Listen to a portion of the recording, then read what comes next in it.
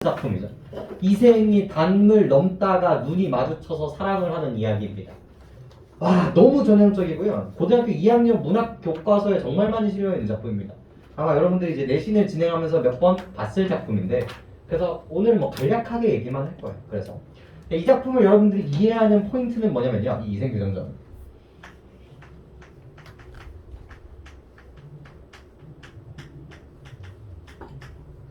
이 작품의 그리고 하이라이트 부분도 여기서 등장하고 있기 때문에 사실 크게 나올 확률은 거의 없어요. 근데 이 작품을 이제 알아야 되는 이유는 뭐냐면 결국은 화소, 전형적인 화소 부분이라는 거죠. 여기서 여러분들 느끼셔야 될 건 혼사, 장애, 모티프. 어떻게 하면 이 남주인공과 여주인공이 막힐 수 있는가, 우리의 그 절절한 사랑이 뭐 때문에 막힐 수 있는가를 보여주는 작품입니다. 이 작품은요, 만났다가 헤어졌다가 만났다가 헤어지는 구조를 가지고 있어요. 3번 헤어집니다. 그럼 이 헤어짐이 수많은 작품에서 혼사, 장애, 모티프로서 등장하고 있는 부분이라고 생각을 하시면 돼요. 이야기는 항상 똑같아요. 우리가 길을 건너가다가 항상 우연이지, 우연찮게 이 이생이라는 사람이 담을 샥 하고 넘었는데 그때 눈이 마주쳐버린 거예요, 이 여주인공이랑. 그럼 그때부터 뭐예요? 사랑에 빠져요. 사랑에 빠져요. 근데 항상 처음에 막는 건 뭘까요? 항상 이 남주인공과 여주인공을 막는 포인트는 뭘까요? 첫 번째로 막는 게 가장 쉽게 나오는 거. 오늘날 드라마에서도 똑같아요. 남주인공과 여주인공이 결혼했을 때 제일 막는 건 뭐야? 서로 좋아 죽고 못 사는데 뭐가 막아? 항상 가족이 막는 거야. 집안 형편. 이게 여주인공은 이름이 큰일 났어. 이름이 기억이 안 나. 어디였어? 우리 이생이랑 어디여서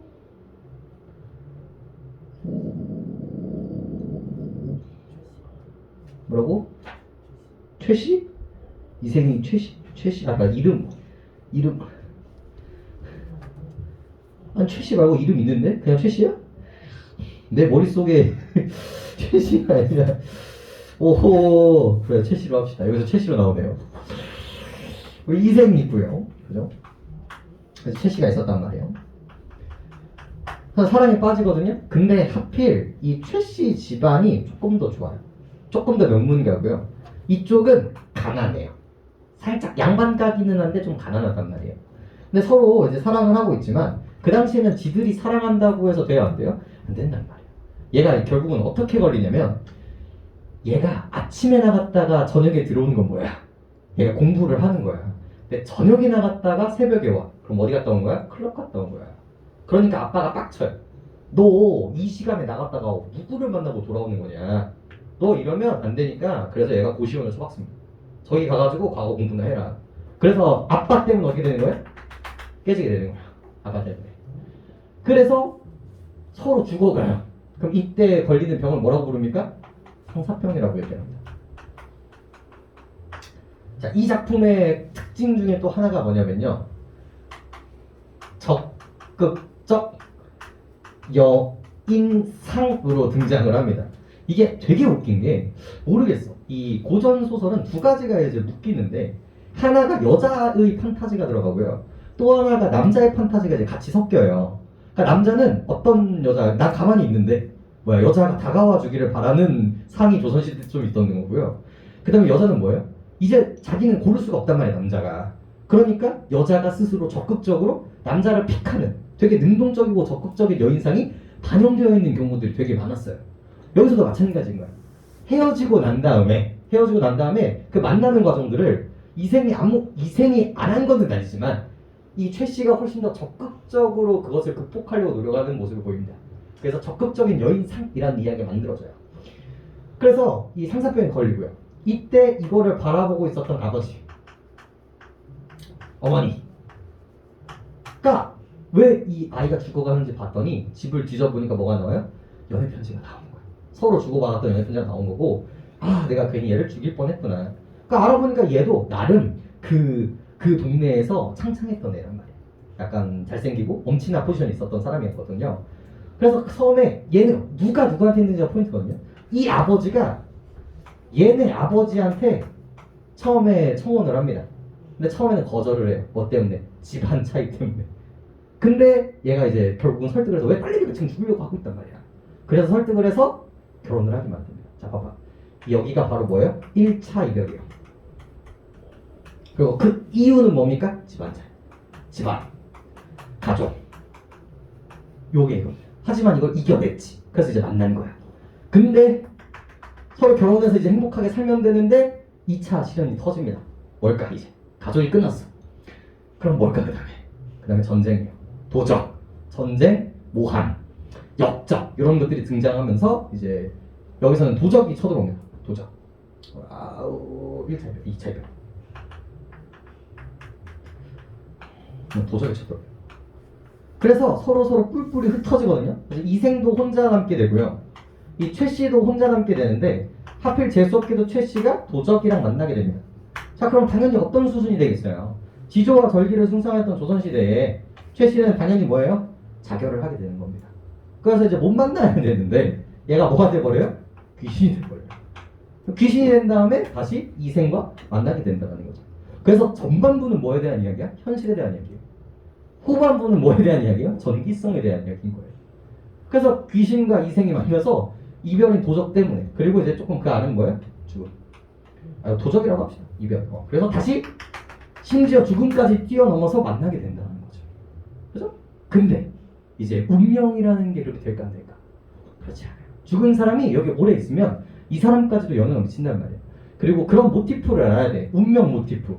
항상 우리의 이름, 우리의 그거는 이렇게 조항준 이렇게 해놓고 여기 옆에 백살은 좀 심한데 한 6, 저희 목표는 65거든요.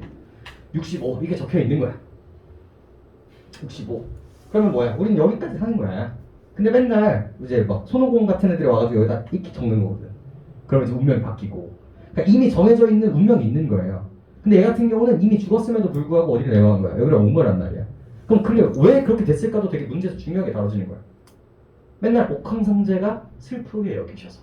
원래는 얘가 10살에 죽어야 되는데 이 도적 새끼들 때문에 뭐야? 8살에 죽어버린 거야. 그럼 이거를 복구시키기 위해서 좀 배려를 해준다는 거지. 하지만 이거 더 나아가면 돼? 안 돼? 안 된다. 그래서 여기 뭐야? 3차 이별죠. 뭐가 갈라놓는 거야? 이 죽음. 이 운명이 다시 한번 이제 갈라지게 된다는 거예요. 그래서 조금 있다가 빌빌대다가 이제 다 죽었다. 이런 구조를 가지고 있는 게 이 이생규장전의 전반적인 흐름입니다. 뭐만 알면 돼? 혼사장애 모티프만 따라하시면 됩니다. 가볍게 읽어보죠. 가볍게 읽어보죠. 이경쯤 되어 달빛이 희미한 빛을 토하며 들보를 비추었습니다. 신비로워요. 이제 누가 와야 되니까? 귀신이 와야 되니까. 그런데 회랑 끝에서 웬 발걸음 소리가 들려왔습니다. 그 소리는 멀리서부터 들려오더니 차츰 가까워졌고요. 발걸음 소리가 이생 앞에 이르렀을 때 보니 바로 최씨였습니다. 이생은 그녀가 이미 죽은 것을 알고 있었지만 너무나 사랑하는 나머지 한치의 의심도 없이 물었습니다. 야, 고전소설 읽을 때 항상 조심해야 되는 포인트가, 요번 6월도 봐봐. 요 얘기가 나오는지 안 나오는지. 제발. 뭐에 대해서 고민하라고요? 인지성에 대해서 제발 고민하세요. 그래서 이거를 알았다 몰랐다가 나오는 순간 여기는 나오는 거야. 그죠? 얘는 죽었다는 걸 알았다 몰랐다? 알았다. 그럼 문제는 어떻게 나오겠어? 몰랐다. 이렇게 나오는 거예요. 그리고 의심했다 안 했다? 의심 안 했다. 알고 있었음에도 불구하고 하지만 의심하지 않았다. 미친놈이지. 그 다음에 당신은 어디로 피난하여 목숨을 부지하였소? 최씨는 이생의 손을 잡고 한바탕 통곡하더니 그간의 사정을 이야기하기 시작했습니다. 저는 본디 양가의 딸로서 어려서부터 어버이의 가르침을 받들어 수놓기와 바느질에 힘쓰고 시서의 인의의 방도를 배울 뿐이었습니다. 오로지 규문의 법도만 알았을 뿐 어찌 집 밖의 일을 헤아릴 수 있겠습니까? 그런데 당신께서 붉은 살굴꽃이 핀 담장안을 한번 엿보신 후에 제가 스스로 푸른 바다의 구슬을 바쳤지요. 꽃 앞에서 한번 웃고는 평생의 은혜를 맺었고 휘장 안에서 다시 만났을 때는 온전히 100년이 넘칠 것 같았지요. 묶으면 됩니다. 뭡니까? 요약적 제시예요. 요약적 제시. 그리고 이제 담장 안을 한번 엿봤다라는 게 이제 이생 규장전과 연결되는 부분들이고요. 제가 스스로 바쳤다. 사실 첫 번째 만남도 누가 더 적극적이었게? 얘가 지금 쩔쩔 매는 거야. 너무 예쁜데? 어떡하지? 그래서 얘가 뭐야? 아유 답답이. 그러면서 폐물을 보내주면서 자기의 마음 먼저 고백한단 말이에요. 그때 이제 넘어가기 때문에 훨씬 더 적극적인 모습을 보여준단 말이에요. 그래서 그게 1차 만남. 근데 이제 마지막 줄을 조금 조심하셔야 되는 부분이 뭐냐면 꽃 앞에서 한 번 웃고는 평생의 은혜를 맺었고 이게 1차 만남이에요. 이게 1차 만남. 그리고 휘장 안에서 다시 만났다는 건 뭐예요? 결혼식 한 후에 만난 거예요. 그러니까 여기가 2차 만남입니다. 2차 만남. 이 역경, 이 집안과 가정을 끝나고 만났을 때 이때. 전 또 이제 또 헤어진 거예요. 또. 그래서 말이 여기에 이르고 보니 슬프고 부끄러워 견딜 수가 없군요. 왜 슬프고 왜 부끄러울까? 평생을 같이 살기로 했었는데 자기가 먼저 죽어버렸기 때문이죠. 장차 평생을 함께하려고 했는데 뜻밖의 횡액을 만나 구덩이에 뒹굴게 될 줄을 어찌 생각이나 했겠습니까? 설법이죠. 그러나 저는 끝까지 짐승 같은 놈, 황건적에게 몸을 내맡기지 않고 스스로 진흙탕에서 육신이 찢기는 길을 택하였지요. 그건 천성이 저절로 그렇게 한 것이지 인정으로나마 참아 견딜 수 있는 일이 아니었습니다. 라고 얘기하면서 홍건정의 잔혹함이라고 보시면 됩니다. 그리고 밑줄 어디 볼까요? 천성이 저절로 그렇게 한 것이지. 이런 것들이 전부 다 뭐다? 운명이다. 이런 것도 이제 운명론적 세계관을 엿볼 수 있는 지점이기도 합니다.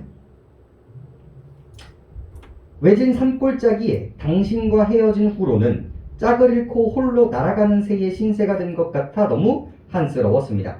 집도 없고 부모님도 돌아가셨으니 고단한 혼백조차 의지할 곳이 없었지만 저리는 귀중하고 목숨은 가벼운 이 밑줄 유교적 가치관입니다. 여기에 이 작품의 특징 중에 하나가 뭐냐면요. 세 가지 속성이 드러나요. 유교, 불교, 그 다음에 도교. 이 세 가지가 이제 같이 등장한다라고 이야기를 하거든요. 아까 이 신선, 그 다음에 선명, 그리고 막 운명, 다시 태어나고 막 이런 거 있죠. 이런 것들이 도교적인 가치관이에요. 도교. 신선이랑 옥황상제 나오는 거. 운명에 대해서 논하는 거. 그리고 이런 거, 유교적 가치관이죠. 그 다음에 나중에 나와요. 나중에 부처님한테 빌어서 삼생. 이 윤회사상 나오는 건 뭐의 영역이에요? 불교 영역이란 말이에요. 그래서 이 소설은요. 유교, 불교, 도교. 유불도가 전부 다 반영되어 있는 소설이다. 이런 식의 이야기들도 내신 문제에서는 되게 많이 나오는 편이에요. 그래서 유교적 가치관이 그래서 중요하다. 그래서 그 다음에 하지만 누가 마디마디 끊어져 재처럼 씻어버린 내 마음을 불쌍하게 여겨주겠습니까? 그저 조각조각 끊어진 썩은 쌍자만 모아두었을 뿐 해골은 들판에 던져졌고 간과 쓸개는 땅바닥에 버려져 흙먼지를 뒤집어 쓰고 있었죠. 가만히 지난날 즐거움을 헤아려 보기도 했지만 오늘의 근심과 원한만은 마음에 가득 차버렸습니다. 이게 우리 저번에 사시남정기 얘기하면서 무슨 얘기했게? 사시남정기 하면서 알고 보니까 얘네가 뭐다? 장희빈과 이 원래 있었던 황후에 대한 풍자 소설이라고 얘기했었죠. 여기도 조금 비슷해요. 이것도 그 당시 시대상을 생각을 하면요. 단종과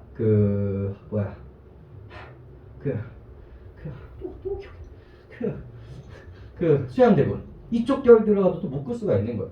결국은 여기서도 누가 의미를 할 수 있겠어요? 이 여자를 신하대 단종이라고 표현할 수 있고요. 그리고 이 도적들을 뭐라고 생각할 수 있는 거예요? 세족 수양대군이라고 생각할 수 있단 말이에요. 그래서 그거를 대칭하는 문제가 이제 수능 특강 보기로서 등장을 하게 된다는 거죠. 하지만 우리 생육신, 사육신 이렇게 얘기 나오잖아요. 그래서 죽음을 무릅쓰고도 지조와 절개를 지켰다. 이런 식으로 이제 매칭을 해주시면 됩니다. 보기가 나왔을 때 이제 추연이 피리를 불어 적막한 골짜기에 봄바람을 일으켰으니 저도 천년의 혼이 이승이 되어 돌아왔듯이 이곳에 돌아오렵니다. 동래산에서 12년 만에 만나자는 약속을 이미 단단히 맺었고 시골에서 삼생의 향하에 그득히 풍겨나오니 그동안 오래 떨어져 있었던 정을 되살려 옛 맹세를 저버리지 않겠다고 약속하겠어요. 삼생 동그라미 쳐봅시다. 전생, 현생, 내생. 즉 과거에 잘 지낸 사람이 후생에 더 행복하게 산다. 우리 되게 우스갯소리로 그러거든요. 되게 예쁜 아내를 얻게 된 남자를 우리나라에서는 뭐라고 얘기해? 전생에 이순신 장군 옆에 있었다. 이순신 장군 옆에서 노를 저었다. 약간 이런 식으로 표현을 많이 하거든요. 이게 다 불교적 가치관이에요. 그래서 이때 열심히 살면 이렇게 되는데 이 삼생, 그래서 불교적 가치관 체크해 주시면 되겠고, 만약 당신이 아직도 옛 맹세를 잊지 않으셨다면 저는 끝까지 잘해보고 싶어요. 어때? 여자가 남자한테 먼저 사랑 고백을 받는단 말이죠. 적극적 여성상. 당신도 허락하시는 거지요? 이미 답이 정해져 있죠. 이생은 기쁘고도 감격하여 말았습니다. 그건 바로 내가 바라던 바요. 두 사람은 다정하게 마주 앉아 그간의 회포를 풀었고, 그러다가 이생이 재산을 얼마나 도적에게 약탈당하는가를 묻자 최 씨가 말했습니다. 조금도 잃지 않았어요. 아무 골짜기에 묻어두었답니다. 와, 경제 관련 추천하고요. 이생도 또 물었다. 양가 부모의 유해는 어디 있어? 아무거나 그냥 벌어져 있는 상태랍니다. 두 사람은 그간의 정화를 다 나눈 후에, 되게 비현실적이죠. 그리고 현실계와 초현실계, 이 부분의 합일이라고 볼 수가 있겠고, 나란히 잠자리에 들었습니다. 지극한 즐거움이 예전과 같았고요. 다음날 최 씨와 이생은 함께 재물이 묻혀있는 곳을 찾아갔고, 과연 금은 여러 덩이와 얼마간의 재물을 얻을 수 있었고요. 그들은 양가 부모님의 유고를 수습한 후 금과 재물을 팔아 각각 5관선 기슭에 합장하였습니다. 바로 유교적 가치관이죠. 묘소에 나무를 심고 제사를 드려 예를 극진히 갖추었습니다. 그 뒤에 이생은 벼슬을 구하지 않고 최 씨와 함께 살았습니다. 세상과의 단절이고, 이거는 뭐예요? 최 씨에 대한 사랑이겠죠. 목숨을 구하고자 다다랐던 종들도 다시 스스로 돌아왔습니다. 이생은 이때부터 인간사에 게을러져서 비록 친척이나 손님들의 기륭사에 할애하고 조문해야 하는 일이 있더라도 문을 걸어들고 밖으로 나가지 않았고요. 그는 항시 최 씨와 더불어 시를 지어 주고받으며 금실 좋게 행복한 시간이 지났습니다. 그렇게 몇 년이 흘렀고 이제 3차 이별이 이어지게 되죠. 어느 날 최 씨가 이생에게 말했습니다. 3번이나 좋은 시절을 만났으면, 3번 만났죠. 3번 다시 만났어. 세상 일은 뜻대로 되지 않고 어그러지기만 하네요. 즐거움이 다하기도 전에 슬픈 이별이 닥쳐오니 때문이에요. 그래서 그 이유가 그 뒤쪽에 나옵니다. 그러고는 마침내 오열하기 시작했습니다. 이생은 놀라서 물었죠. 무슨 일로 그러시오? 저승길의 운수는 피할 수가 없습니다. 밑줄 별 5개입니다. 이 작품은요, 처음에는 개인과 개인, 즉 인물과 인물 간의 갈등으로 시작을 해. 이 두 주인공과 집안 간의 갈등이라고 생각을 하시면 됩니다. 좀 디테일하게 보면 저기 남주인공과 아버지와의 갈등이라고 생각을 하시면 돼요. 근데 이거를 극복해서 만났단 말이야. 근데 그 다음에는 뭐야? 개인과 사회와의 갈등인 거고요. 더 나아가서 개인과 뭐의 갈등이에요? 운명과의 갈등으로 나아가고 있다는 걸 우리가 확인할 수 있어요. 그래서 여기서 계속 박살나는 거야. 하지만 박살남에도 불구하고 자꾸 뭐 하는 모습을 보여요? 극복하려고 하는, 인간의 한계를 극복하려고 하는 이 사람들의 의지적 모습을 보여주고 있다는 거죠. 잘 들어. 의지적이고 일시적 극복이에요. 그러니까 이미 다시 한번 만났다는 점에서, 다시 3번이나 만났다는 점에서 이 사람들은 자기의 운명을 적극적으로 개척하고 있다고 볼 수 있어요. 하지만 결과적으로는 뭐야? 한계가 있기 때문에 질 수밖에 없었다. 이런 이미지이지만 그래도 뭐다? 극복하려고 노력했다. 이런 이미지는 끝까지 갖고 가셔야 되는 게 중요합니다. 그렇죠? 그래서 피할 수가 없습니다. 그래서 이제 운명과의 갈등이라고 이미지가 만들어지죠.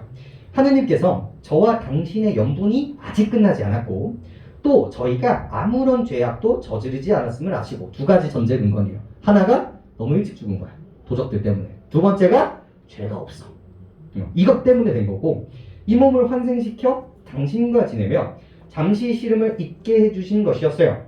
그러나 인간 세상에 오래 머물면 산 사람을 미혹시킬 수는 없답니다. 그래서 이 생과 사의 경계선을 보여주고 있는 지점입니다. 그럼 당연히 이 남자는 뭐라고 대답하겠어? 가지 마세요. 어떻게든 차라리 내가 따라 죽겠소. 이럴 거 말이야. 하지만 이생도 슬픔을 걷잡지 못하여 말했습니다.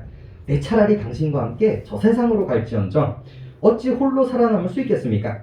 지난번 난리를 겪은 후에 친척과 종들이 뿔뿔이 흩어지고 돌아가신 부모님의 유해가 들판에 버려져 있을 때 당신이 아니었으면 누가 부모님을 묻어드릴 수 있겠소? 유교적 가치관. 옛 성현이 말씀하시기를 인용하죠. 어버이가 살아계실 때에는 예로서 섬기고 돌아가신 후에는 장사를 지내야 한다라고 얘기했는데, 당신의 천성이 효성스럽고 인정이 두터웠기 때문에 이러한 일들을 처리할 수 있었던 것이요. 당신의 정성에는 너무나 감격하지만 한편으로는 나 자신에 대한 부끄러움을 참을 길이 없었소.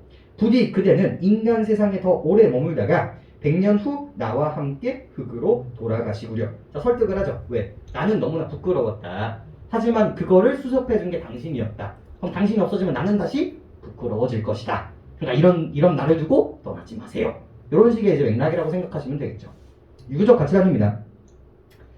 당신의 목숨은 아직도 한참 더 남아있지만 저는 이미 귀신의 명부에 이름이 실려 있으니 이곳에 더 머물 수는 없습니다. 만약 제가 굳이 인간 세상을 그리워하며 미련을 두어 운명의 법도를 어기게 된다면 단지 저에게 죄과가 미치는 것이 아니라 당신에게도 누를 끼치게 될 것이에요. 그래서 진짜 떠나는 이유가 뭐야 결국은? 물론 경계도 중요하지만 결국 내가 여기에 있음으로써 자기의 사랑하는 남편한테 해가 끼치기 때문이겠죠. 다만 제 유해가 아무 곳에 흩어져 있으니 만약 은혜를 베풀어 주시려면 그것이나 거두어 비바람과 함께 그냥 나중 길지 않게 해주시고요. 두 사람은 서로 바라보며 눈물만 흘렸고 서방님 부디 몸 건강히 지내세요. 말을 마친 차씨의 자취가 점점 희미해지더니 흔적도 없이 사라졌다. 뒤에는 뭐가 될까? 그 뒤에 끙끙 앓더니 이 생도 날아갔다 라고 이야기하면서 비극적 결말. 그러니까 여기가 또 특징이 되는 거죠. 원래는 뭐예요? 해피엔딩으로 끝나야 돼. 근데 얘는 비극적 결말. 결국은 승리했다, 승리하지 못했다, 승리하지 못했다. 왜? 운명은 인간이 이겨낼 수 없는 부분이거든요. 그래서 그런 한계를 보여주면서 비극적 엔딩으로 끝나는 게 이 소설이라고 보시면 됩니다. 끝이야. 더 볼 것도 없어. 그래서 이번에 나눠드린 과제물은 어떤 부분이 있겠어? 앞에 얘네들이 만나는 부분들이 좀 있어요. 그 글감들만 한 번만 읽어보시면 끝이. 더 볼 필요도 없어. 이 혼사장의 모티브만 느껴보시면 됩니다. 네, 그래서 뒤쪽도 읽어보시면 되겠고, 사실 여러분들이 볼 거는 유불선만 좀 잘 나누면 되거든요. 유불선. 그래서 이 323페이지에 작품의 사상적 배경이 잡혀 있어요. 그래서 그 부분만 한번 읽어보시면 됩니다. 유교적 도덕 구변과 도교 사상, 그 다음에 불교적 사상이 어디 있는지 이 지점만 좀 보시면 됩니다. 문제도 그렇게 어렵지 않고요. 보기만 좀 잘 읽어보시면 아까 전에 했었던 이야기만 잘 넘어가시면 됩니다. 그 다음 현대소설로 넘어가 보죠. 오늘 배우실 현대소설은 논 이야기라는 작품입니다. 아니 얘는 작품 자체는 어렵지 않거든요. 근데 얘가 가지고 있는 문학적인 위치가 조금 중요해요. 이게 그냥 얘가 나왔을 뿐이에요. 수많은 작품이 이때 등장을 합니다. 여러분들. 오늘의 마지막 작품 논 이야기인데 이게 어느 시대의 흐름이냐면요. 일제감정기가 끝나고 해방. 이 시기에 그려진 작품들의 공통점이라고 볼 수가 있어요. 특징. 어떤 시대예요? 아주 혼란스러운 시대예요. 그러다 보니까 인물상이 두 가지로 나눌 수밖에, 가치관이 다른 인물이 두 가지로 나눠질 수밖에 없단 말이에요.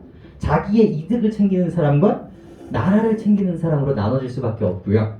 누구를 주인공으로 삼느냐에 따라서 전달하고자 하는 메시지가 조금 달라질 수 있어요. 항상 이때 등장하는 인물군이 뭘까? 정의로운 사람과 맨날 등장하는 거예요. 기회주의적 인물이 등장하거나 혹은 이기적 인물. 그리고 더 나아가서 왜곡된 역사, 인식을 가지고 있는 인물이 등장하는 겁니다. 항상 이 시기에. 항상. 그래서 여기서의 논리이지만 같이 여러분들이 읽으셔야 되는 작품들이 알고는 있을 거예요. 미스터 반. 그 다음에 껍빛단미, 치수, 그 다음에 태평천하. 3대 다 이 지점에 있는 아이들이에요. 그래서 그 중에 대표적으로 여러분들 뭘 배우시는 거예요? 논 이야기를 배우는 거라고 생각하시면 됩니다. 가볍게만 얘기할게요. 결국은 이 당시에 어떤 인물들을 던져줘요? 얘네들을 주인공으로 던져줘요. 부정적인 인물을. 자, 왜 중요해? 여태까지 인물들은 다 뭐예요? 여태까지 주인공들은 다 긍정적인 인물들이었어요. 근데 이때 왜 하필 부정적인 인물이 주인공으로 등장할까? 야, 여러분들 부정적인 인물이 고전 소설에 드러난 거 봤어요? 없어요. 아, 뺑더검이라고 예외가 있긴 한데 그건 정말 그러니까 정말 마이너스고 정말 마이너스 없었어. 근데 이때부터 등장하는 거야. 그래서 이 부정적인 주인공들을 보면서 단어적으로 혹은 풍자적으로 독자들에게 전달하고 싶은 메시지는 뭐야? 저렇게 살지 말아라인 거야. 리스토반 어떤 사람이에요? 처음에는 신발을 팔던 사람이에요. 신발 닦기를 하던 사람이었는데 통일이 됐어요. 그래서 통일을 되고 있는데 이 사람은 만세를 부르지 않습니다. 뭐야, 만세가 나한테 뭘 좋아하는 건데. 근데 이제 일본 순사가 없어지니까 내가 이 구두를 닦고 돈을 많이 받을 수 있는 거야. 그러면 통일 좋은 건가 보다. 그렇게 생각을 해요. 자, 봐봐. 이 사람은 통일을 뭐의 관점으로 보지 않고 우리의 주권 회복의 관점으로 보지 않고 뭐의 관점으로 보는 거야? 경제적 지점으로 보게 되는 거예요. 그래서 좋아하다가 근데 이제 너도 나도 이제 가격을 다 올려버리니까 결국은 떨어지는 게 별로 없잖아요. 그래서 광복 항상 그 멘트가 있어요. 야, 그때 내가 만세 안 부르길 잘했지. 전형적인 멘트야. 얘네들의 전형적인 멘트예요. 얘네들. 내가 그때 만세 안 부르길 잘했지. 그게 이 논리학에서 똑같이 나와요. 근데 그러다가 얘가 이제 생각을 합니다. 뭘 하자? 번역을 하자. 통역을 해보자. 그래서 미국 장교한테 찢어붙어가지고 이거를 통역을 해주면서 돈을 받습니다. 근데 그 당시에 1달러가 우리 한 거의 10만원, 100만원에 해당하는 부분이었어요. 그러니까 벌떡벌떡 일어나는 거지. 그리고 얘를 이제 얘기를 잘 해주니까 얘가 이제 앞잡이가 되는 거예요. 미국의 앞잡이가. 그러면서 이제 승승장구를 하다가 얘가 이제 일제감정기 때 부당하게 이득을 얻게 되는 이제 동네 친구를 이제 도와주게 되는 과정이 있어요. 되게 나쁜 놈인 거잖아. 되게 기위적인 인물인 거고. 이거를 우리 국가를 위해서 쓰는 게 아니라 개인의 영광을 위해서 쓰고 있었단 말이죠. 근데 마지막 결론이 어떻게 하냐면 술을 먹고 치카치카치카 하다가 퇴 뱉었는데 아래 누가 있어요? 미국 그 장교가 있었던 거예요. 그래서 이 포킹 막 이렇게 하면서 끝나는. 그래서 결국은 이런 사람들 어떻게 될 수밖에 없다? 몰락할 수밖에 없다. 이런 식의 이야기를 가지고 있는 거고요. 커피 딸리도 마찬가지예요. 이게 캡틴 리라는 뜻입니다. 얘가 처음에는 일본이었죠. 그 다음에 뭐였을까? 얘가 일제감정기 때는 일본 앞잡이였어요. 근데 이게 끝나고 나면 누구의 앞잡이가 됐을까? 러시아의 앞잡이가 돼요. 끝나고 나면 누구의 앞잡이가 될까? 미국의 앞잡이가 돼요. 그래서 캡틴 리가 커피단리로 얘기했던 건 러시아에 되게 붙들고 있었던 사람을 의미하게 되는 겁니다. 그래서 얘가 이인국 박사로 나오거든요. 그래서 기회주의적 인물군을 보여주고 있어요. 치수 누가 등장해? 어린아이가 등장해요. 근데 얘의 꿈은 뭐냐면 일본 여자랑 결혼해서 일본 시민권을 따는 거야. 그래서 가게를 하나 낸 다음에 행복하게 사는 게 얘의 꿈입니다. 뭐가 됐어? 왜곡적 역사의식을 가지고 있죠. 자, 치숙이라는 건 부끄러운 아저씨라는 뜻이거든요. 사촌 아주머니가 있어요. 삼촌이 있어. 근데 삼촌 아내가 되시는 분이 너무 내 스타일인 거야. 그러니까 이게 막 그런 부정적인 감정이 아니라 정말 곱고 정말 내가 결혼을 하고 싶다면 저런 사람과 결혼하고 싶다. 너무 좋은 사람인데 이 아저씨가 너무 부끄러운 거야. 왜? 독립운동하다가 사회주의 운동을 하다가 감옥에 들어갔다 반병신이 돼서 나와요. 그러니까 생산성이 없는 사람인 거야.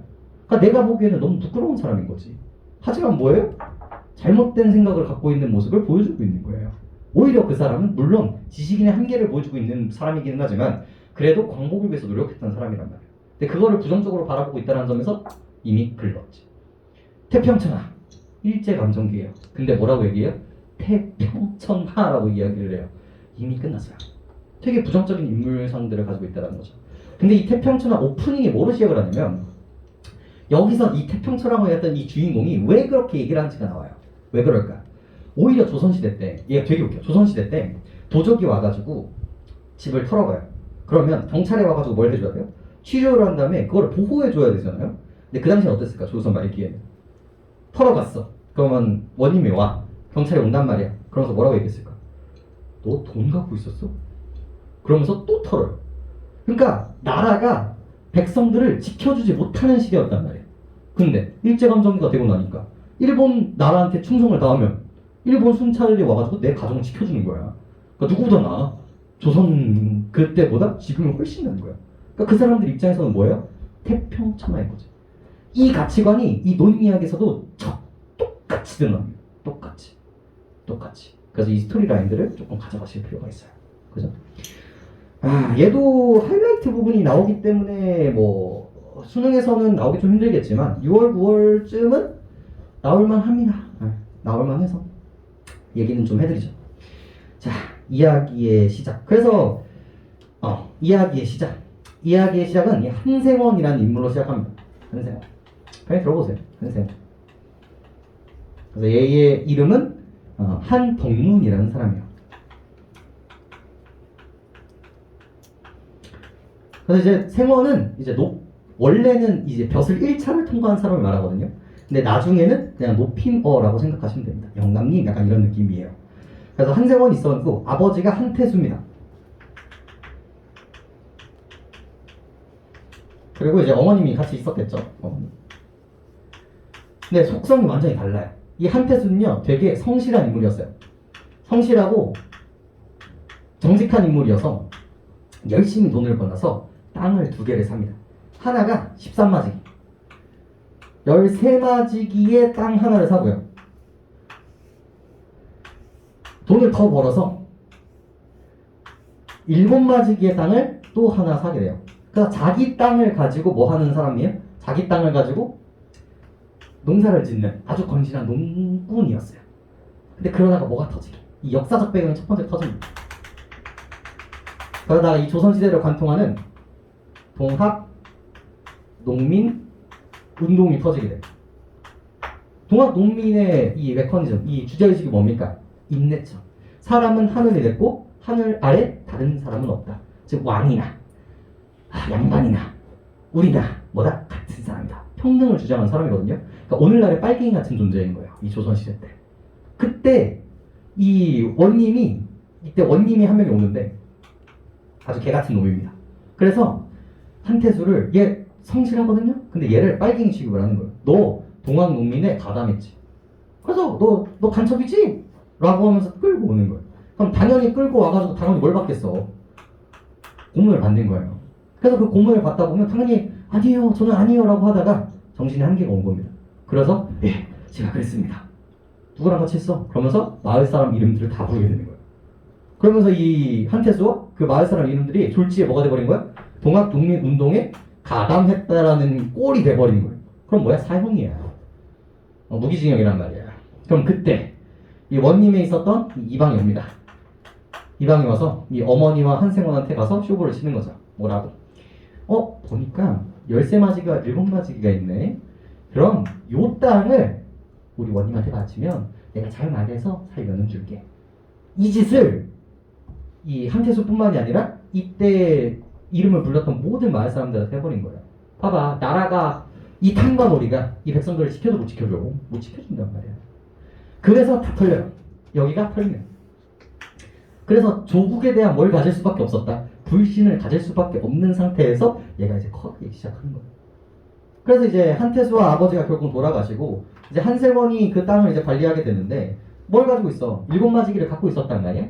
근데 문제는 얘는 아버지가 성실했던 반면에 얘가 좋아하는 건 도박, 술, 여자였던 거예요. 되게 방탕한 인물로서 등장을 합니다. 그래서 이거를 하다 보니까 뭐가 돼요? 돈이 이제 없어지게 되는 거죠. 근데 이제 이때 이거를 관통하는 또 역사적인 배경이 등장을 하는데 바로 일제강점기가 등장합니다. 일제강점기. 그래서 일제강점기가 터지는데 이제 내가 돈을 구해야 되잖아요. 근데 이 길천이라는 일본 사람이 등장해요. 이 사람이 말도 안 되는 돈을 가격으로 땅을 사기 시작을 하는 거예요. 왜? 일본에서 지원을 해주는 거야. 너희 돈 줄 테니까 저기 가가지고 한국 땅 사라. 실제로 그때 엔화와 우리의 원화의 차이는 되게 컸고 우리가 이제 베트남이나 말레이시아 가가지고 이제 1,000원 내면은 하루를 행복하게 살고 있는 것처럼 그 당시에 이제 그런 차익을 통해서 말도 안 되는 가격으로 사는 거야. 그러니까 얘가 생각하기에 이 한생원 생각하기에 얘한테 이 7마지기를 팔면 자기의 뭐도 갖고 빚도 갖고 이론상 그 원래 시세가 있잖아요. 이론상 9마지기를 다시 살 수 있는 가격인 거야. 얘한테 팔면. 그러니까 당연히 아씨 나 똑똑한데? 그러면서 얘까지도 뭐야? 얘가 이제 나한테 뺏겼죠? 얘를 이제 일본인한테 팔게 되는 거죠. 일본인에게. 근데 빚을 갚았어. 근데 이 9마지기 살 수 있었을까 없었을까? 살 수가 없지. 왜 다른 사람 또 바보야? 누구한테 팔면 되는데? 얘한테 팔면 되는데 얘한테 굳이 팔 이유가 없는 거예요. 그래서 되게 멍청해. 그냥 눈 근시안적인 모습으로 얘의 계획이 이제 박살나게 됩니다. 그러니까 당연히 이제 땅도 없어지니까 이 아홉마지기에 해당하는 돈도 그냥 살아가다 보니까 어때요? 점점 없어지게 된다는 거죠. 그래서 이 모습을 보고 있었던, 당연히 얘는 쫄리겠지. 근데 이 씬이 있어요. 어떤 씬이 있냐면 친구들이 놀러와. 친구들이랑 이제 술을 마시면서 얘를 비웃어요. 이 한덕문이를 비웃는 거예요. 그래서 한동안 거기에 약간 밈이 생겼어. 뭐야? 어떤 밈이 생기냐? 야, 네가 덕문이냐? 뭐야? 사리에 맞지 않거나 헛소리를 짓거리는 애들한테, 허황된 꿈을 가지고 있는 애들한테 야, 네가 덕문이냐? 라고 하는 비꼬는 말이 생겨버린 거예요. 그러니까 이제 이 인물은 화가 나지만 그래도 뭐라고 얘기했을게? 되게 웃겨. 내가 다 깊은 뜻이 있었어. 이유가 뭘까요? 일본어한테 팔면 어차피 뭐가 될 거야? 광복이 될 거야. 그러니까 그때는 아무도 광복을 믿지 않았던 시대였어요. 근데 광복이 될 거야. 그럼 광복이 되고 나면 원래 주인한테 되돌아오지 않겠어? 내가 그 큰 그림을 그렸다는 거야. 남들 믿어요, 안 믿어요? 안 믿지. 그러니까 되게 웃긴 모습을 보이고 있다는 거지. 시대착오적인 그런 모습을 이제 보이고 있었단 말이죠. 자, 그러다가 이제 시대적 배경이 또 등장하죠. 그러다가 뭐가 터집니까? 광복이 일어난 거야. 광복이. 자, 그러면 희소식이지. 이제 아까 전에 얘의 큰 그림. 이 큰 그림이 이제 진짜 이뤄질 수 있게 돼버린 거예요. 큰 그림이. 근데 돌려줘, 안 돌려줘? 안 돌려주는 거지. 그러면서 실제로 이 광복이 되고 나서부터 얘네들의 땅들을 어떻게 했을까? 일본이 가지고 있던 땅들은 실제로 뭘 붙여요? 경매에 붙여요. 경매에 붙여서 나라한테 돈을 주고 사는 구조로 만들어지게 되는 겁니다. 그래서 원래 있던 사람한테 돌려주는 게 아니라 실제로 주인이 바뀌었잖아요. 그래서 이거를 나라가 가진 다음에 다시 분별해 준단 말이에요. 자, 근데 봐봐. 얘의 표면적인 비판적 대상은 누구예요? 한생원, 한덕문이에요. 사리 분별을 못하고 역사 의식이 왜곡되어 있는 사람을 비판한단 말이야. 근데 그거와 동시에 뭐를 비판하는 걸까? 백성을 돌보아 주지 못하는 과거.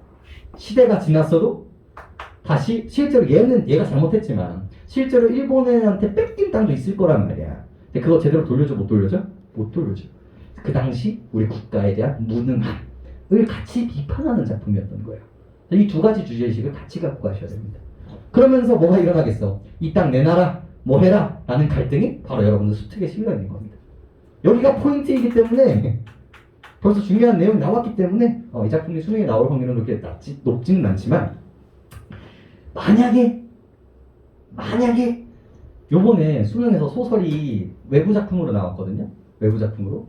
그럼 얘를 안 내고 똑같은 주제 의식으로 내려면 요쪽 라인들 아무거나 나와도 상관이 있는 거예요. 그러니까 그 느낌으로서 이 스토리를 좀 기억해 주시면 됩니다. 그죠? 그리고 얘도 똑같이 얘기해. 그 시그니처 대사. 광복이 됐을 때 얘는 광복 외쳤을까 안 외쳤을까? 안 외쳤어요. 그래서 결국은 이 일본맞이기 때문에 그 국가 기관에 찾아가. 나 이러이러 해가지고 이거 돌려받아야 된다. 그럼 거기서 뭐라고 얘기해? 다 나라가 시간이 지나면 알아서 해주실 겁니다. 이러면서 자꾸 돌려보내는 거야. 근데 해줘 안 해줘? 안 해줘. 그러면서 이제 나가면서 대사 치는 거지. 내가 그때 광복 때 만세 안 부르길 잘했지. 이러면서 이제 마무리가 되는 소설이 이 작품이라고 보시면 됩니다. 들어가 봅시다. 끝이야.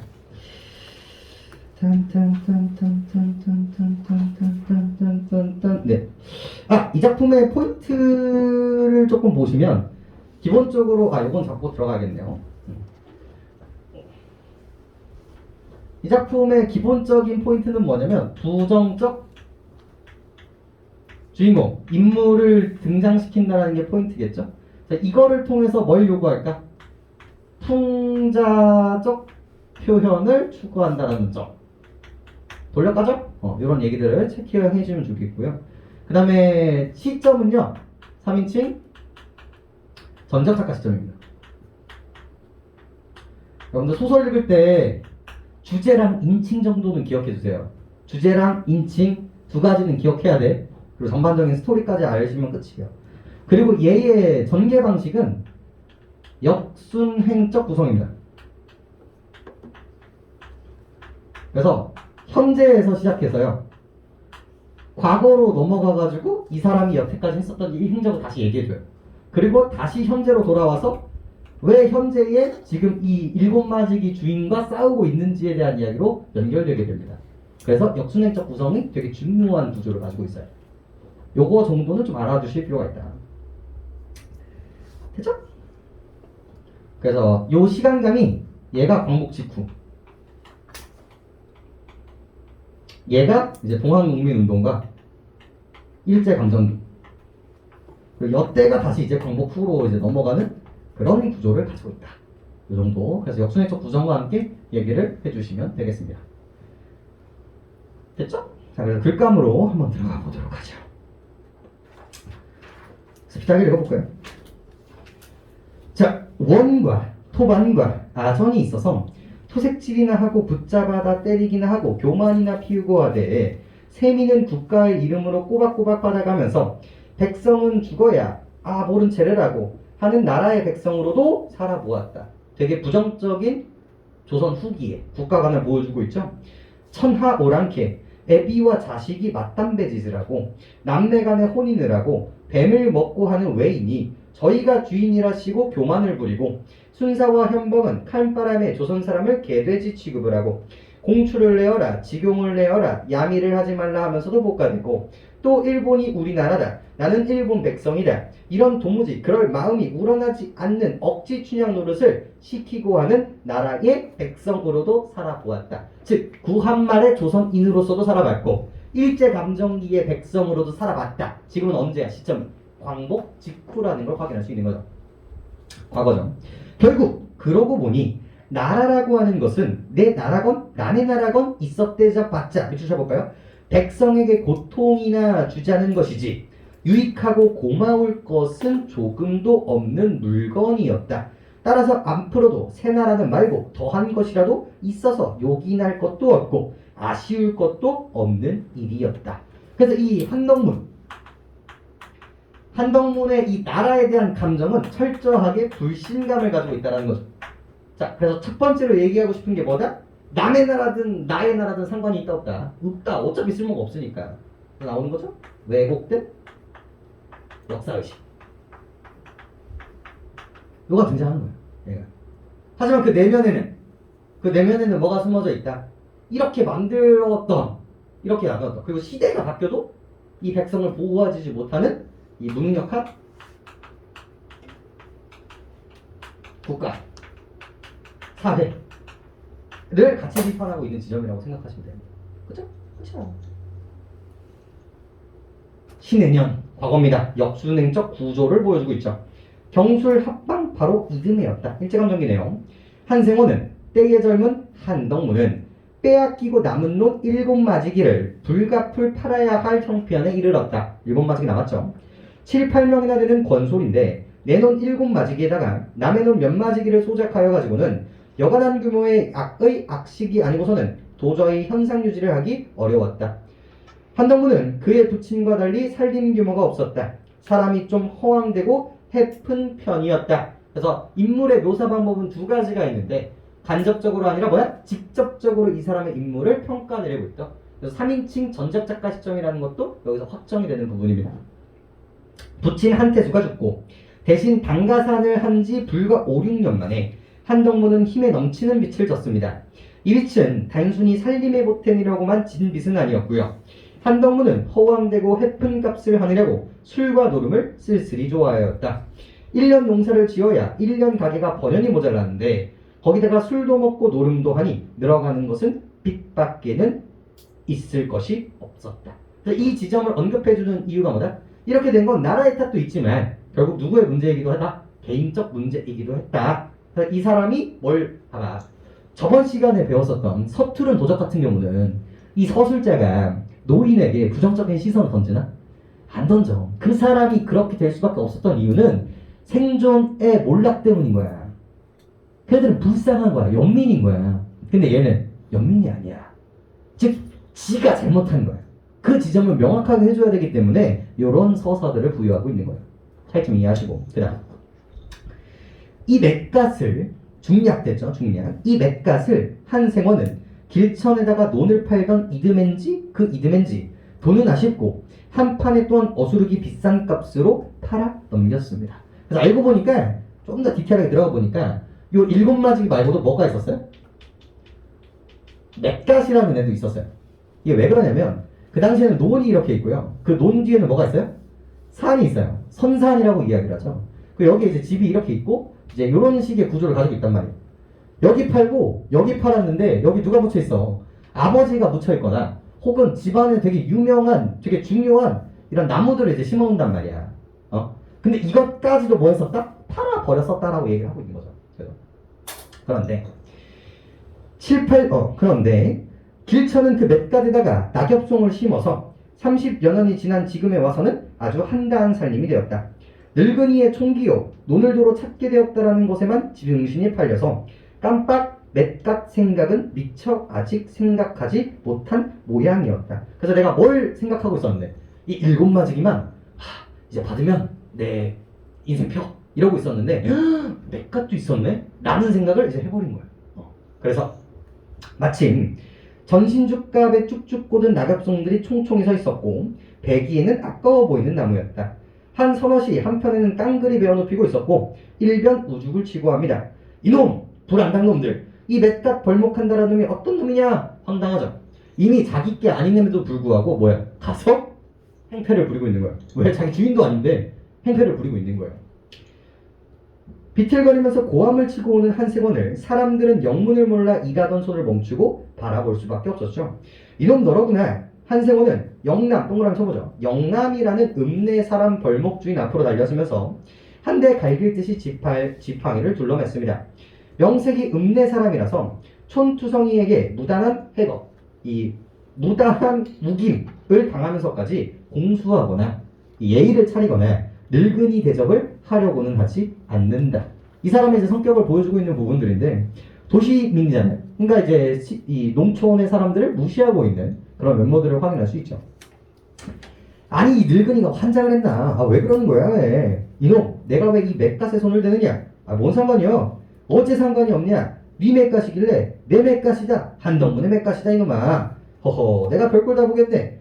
술잔 드셨구나 고이 삭히지 아니하고서 나이 깨먹은 것이 왜 남일한데 방황이야. 늙은이는 다리 뻗다고 부러지지 말란 법 있나? 뭐냐 이놈 날 죽여라. 너 죽고 나 죽자. 대체 이유를 말을 해요. 무엇 때문에 이런지 내력을 말을 해요. 이 맷갓이 그때까지 길천이 것이라도 조선이 독립됐으니까 이저 내 것이란 말이야. 밑줄 치시면 되겠죠. 이게 이 사람의 주장이죠. 말이 돼요 안 돼요? 안 되는 거지. 억지를 쓰고 있어요. 조선이 독립되었는데 왜 길천이의 맷갓이 한덕문 것이 되는 거요? 길천이는 1인들은 땅을 재단해 놓고 가니까 그 임자가 전에 임자가 되로 차지하는 것이 옳지 말이냐. 인혁이 이 맷갓이 전이 길천이에다 팔았다. 그랬으니까 1인들이 땅을 다 내놓고 가니까 인혁은 팔았던 땅을 공짜로 도로 차지하겠다. 그래서 그 개 멋 같은 소리 이제는 N같이 해두고 어저 없어져 보세요. 나는 뻐젓이 길천 농장 상임 관리인 강태식이한테 10%원 돈 2,000원 주고서 계약서 받고 샀어요. 강태식인가 길천인가 해주는 위임장 가지고 팔고 돈 내고 산 사람이 임자지. 저 옛날 돈 받고 팔아먹은 사람이 임자일까? 강태식 동그라미 치시면 됩니다. 그 당시에 어떤 인물들도 있었다? 남의 재산을 마치 자신의 재산인 양 팔아먹었던 또 어떤 사람도 있었다. 기회주의적 인물군도 있었죠. 어떤 사람이었어요? 여기 강태식 같은 사람인 거예요. 실제로 이 사람이 허락받고 팔았을까? 아니야. 나라에 허락받고 팔았을까? 아니야. 실제로 어떤 일도 되게 많냐면 그 당시에 내가 이 학원에서 이 학원에서 10년을 살았어. 200년 내 윗세대가 200년 300년을 산 거예요. 그러니까 마을 사람들은 이 집이 내 거라는 걸 누구보다 잘 알아. 그 나라 그 동네에서. 근데 일제감정이 끝나고 나면 얘가 문서화 돼 있어 안 돼 있어? 안 돼 있단 말이야. 그러니까 이 땅은 내 거라고 문서를 위조해버리면 여기가 내가 200년 동안 살았음에도 불구하고 그 사람 땅이 돼버리는 거야. 근데 이게 존나게 많았어요. 근데 이게 6.25 때도 똑같아요. 6.25 때도 피난 갔다 오죠. 그럼 내가 돌아오니까 이 땅에 누가 살고 있는 거야? 남이 살고 있는 거야. 내가 몇백 년 동안 우리 가족이 살았었는데 그러면서 뺏기는 거야. 즉 세상에 전쟁이 터지거나 나라가 팔렸을 때 혼란스러운 시대에 나오는 공통적인 인간의 되게 부정적인 면모라는 거지. 그래서 그것을 있는 그대로 보여주면서 전달하고자 하는 메시지가 뭔지를 생각하시면 됩니다. 똑같죠? 그래서 8.15 직후 낡은 법이 없어지고 새로운 영이 서기선 혼란한 틈을 타서 입속에 밝은 무리들이 일본인 농장이나 회사의 관리자와 부동이 되어가지고 밑줄 쳐봅시다. 일인의 재산을 부당 처분하여 배를 불린 일이 허다하였다. 이 상판 사건도 그런 것 중에 하나였다. 그래서 바로 이 부분 별 5개입니다. 왜? 작가의 직접적 개입이 드러나는 부분인 거죠. 야, 현대소설에서 이런 부분이 나오는 건 되게 중요한 부분이야. 고전소설에서는 그냥 고전소설의 특징 때문에 나오죠. 현대소설은 편집자도 높게 잘 드러나 안 드러나? 안 드러난단 말이야. 근데 이때 드러나요. 왜 그럴까? 얘네들의 포지션은 뭐니까? 풍자가 포인트인 거예요. 근데 풍자를 제일 잘하는 장르가 뭐였을까? 조선 후기에 풍자류 판소리계 소설들이에요. 근데 걔네들의 특징은 뭐예요? 서술자가 그 상황에 대해서 개입하는 이야기였단 말이에요. 즉, 이 사람은 풍자를 보여주고 싶었기 때문에 이렇게 서술자가 참여하는 편집자적 논평을 부여했다고 생각하시면 됩니다. 그래서 맨날 문제가 나오는 부분인 거예요. 다음, 그 뒤 훨씬 지나서 1인의 재산을 조선 사람들에게 판다. 이런 소문이 들렸죠.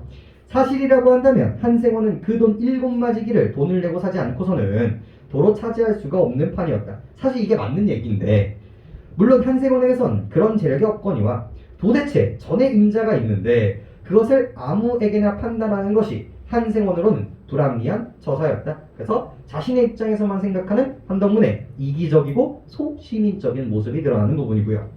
한생원은 분이 나서 2주먹을 주고 구장에게 쫓아갔다. 아 그래, 1인들이 죄다 놓고 가는 것을 백성들에게 돈을 내고 사라고 마련했다면서? 아직 자세한 건 몰라도 아마 그렇게 되기 쉬우라는가 하더군요. 해방 후에 새로 난 구장의 대답이었다. 아이 그런 놈의 법이 어딨단 말인가? 그래 누가 그렇게 마련했는고? 나라에서 그랬을 테죠. 나라? 우리 조선 나라요. 나라가 다 무엇 멸라붙이는 거냐? 나라 명색이 내게 무얼 해준 게 있길래 이번에는 그죠? 1인이 내놓고 가는 나의 땅을 지들이 팔아먹으려고 들어? 그게 나라야? 1인의 재산이 우리 조선 나라의 재산이 되니까 당연한 일이죠. 당연? 그렇죠. 그래서 여기선 대비 대조가 등장합니다. 여기서의 구정은 어떤 인물이야? 수능적 인물인 거고요. 그죠? 그거를 받아들이고 있는 사람으로 등장을 하죠. 가만둬두면 여기 중요해요. 가만둬두면 저절로 백성 것들이 될 것. 나라 명색은 가만히 있다가 어디서 툭 튀어나와가지고 갔던 걸 뺏어먹어? 그따위 행세가 어디 있단가? 보세요. 일제감정기 때문에 일본인한테 고통을 받았어요. 근데 그때 국가가 해준 게 있을까 없을까? 아무것도 없어요. 근데 일제감정기가 끝나고 나서야 국가 권리를 요구하고 있는 거야. 이건 당연히 나라가 해서 해야 되는 일이다. 이게 바로 모순인 거지. 이게 바로 이 소설이 고발하고 싶은 이 무능한 국가. 물론 이 새끼가 나쁜 놈이지만 나라도 한장 못했다라는 것들을 보여주고 있는 지점인 거예요. 그래서 풍자, 냉소적 태도 이런 것들 체크해 주시면 되겠고, 한생원은 그 논이나 맷갓이나 길천이에게 돈을 받고 파셨으니까 임자로 말하면 길천이지 왜 한생원인가요? 암만 팔았어도 길천이가 내쫓고 쫓겨갔으니까 도로 내 것이 되어 옳지. 무슨 말이야? 그걸 무슨 권리로 나라가 뺏을 경우로 들어? 한생원한테 뺏는 거 아니라 길천이에게 뺏는 거랍니다. 하면서 현실을 냉소적으로 드러내고 있는 부분을 볼 수가 있습니다. 그래서 이 작품의 포인트는 뭐다? 그 당시 혼란스러운 시대상을 그려내는 작가의 방법들. 그 정도만 확인을 하시면 큰 문제는 없을 겁니다. 됐죠? 이것도 그냥 읽어보시면 될 것 같아요. 읽어보시고 마지막에 이제 결국은 만세 안 보이기 잘했지 이러면서 끝나는 게 작품이니까, 그래서 한번 읽어보시고 문제 한번 풀어보시고 그렇게 하시면 되겠습니다. 끝. 과제 한 3주 남았거든요. 6월까지. 어려운 일이야. 1번 중요도 순서로 1번 모의고사 작년 6월이에요. 저번에 했지만 다시 합니다. 어차피 여러분들 내가 뭘 요구하는 건지 아시면 돼요. 딱 6월 모의고사 봤을 때 작년 6월 이거, 작년 9월 이거랑 연결되는 부분이야 라고 했을 때 이해하셔야 돼요.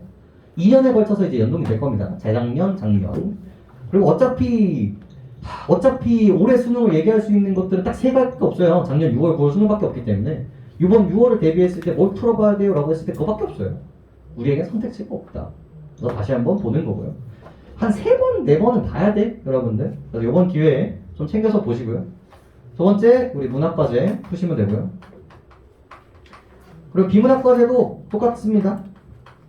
이거랑 같이 연동될 수 있는 EBS 같이 묶어드렸으니까 오늘 그 예약에 대한 이야기를 했었죠. 그런 식으로 등장할 수 있는 소재를 이제 EBS 나올 수 있는 소재랑 엮어드렸으니까 한 번쯤 읽어보시면서 배경지식을 좀 풀어보시고요. 그 다음에 오늘 한수 3회차죠? 3주차. 3주차. 구매하셔서 이제 매일 풀어보시면 됩니다. 밀리면 다 먹다. 천천히 그냥 풀어보세요. 그죠? 네, 하루에 비문학 하나, 문학 하나. 이거를 여러분들 돌사듯이 해야 돼요. 이 내용 습득과 글감 파악 능력에 대한 뉘앙스는 별개로 들어가야 돼. 그래서 조금 절대로 과한 게 아니거든요. 이 정도는 해주셔야 된다. 그리고 4번 여러분들 문법은 요번 주에 영상 또 올라가겠죠? 그래서 조사까지 했으니까 요번 주에 이제 동사, 형용사, 그리고 관형사, 부사 얘기하면서 이제 풀어보시면 되겠고요. 저번 주 과제. 요번 주는 안 나가요. 자, 화작은 어떻습니까? 화작은 저기 뒤쪽에 문제 있어요. 화작은 문제 있으니까 가서 좀 문제 연습 좀 해보세요. 알겠죠? 그래서 화작 하시는 분들은 가시면서 저거 챙겨봐. 뒤쪽에 있는 저거 챙겨가시고. 그거 안 썼네. 그리고 다음 주는 첨삭. 이번 주 첨삭 뽑아와야겠네요. 네, 이렇게 하시는 게 이제 숙제가 될 겁니다. 그리고 다음 주에 오시면은 또 이제 사설 모의고사도 하나 드릴 거니까 아직 못 풀었던 이투스 4월 같은 경우도 좀 풀어주시고, 알겠죠? 시간 재서 이제 6월 대비해야 되잖아. 그리고 진도 있으면 알려주시고, 전에 주셨던 부분들을 반영해서 이제 계속 하고는 있는데 진도 나오시면 좀 알려주시고. 네, 고생했습니다.